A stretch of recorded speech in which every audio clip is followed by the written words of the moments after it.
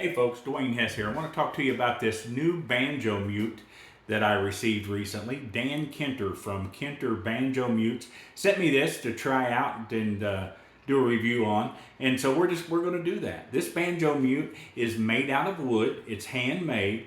And he's got several different types of woods that he makes these out of. He's got maple and mahogany and walnut and several other different styles.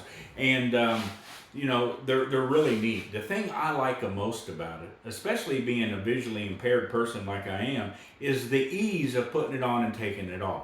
It's a one-hand deal. You just set it on top of the bridge and push it down. And then when you're done playing, you just lift it up. You know, and it's really, really good that way. Let's just give it a listen. Here's before the bridge, or before the mute.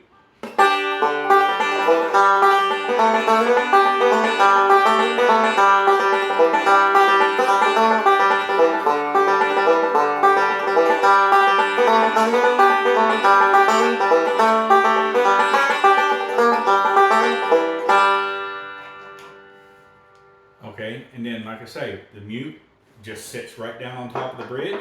You just set it there, press it on, and you're good to go.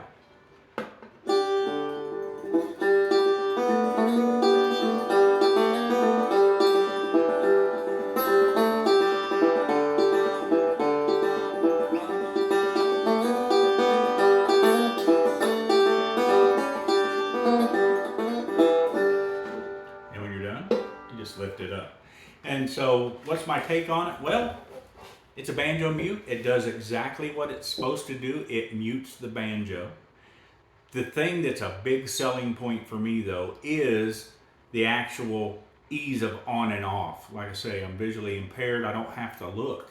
I can just put it on there, set it down, play. When I'm done, just lift it back off with one hand. That's huge. Another thing that I like about it too is the fact that it sits straight down.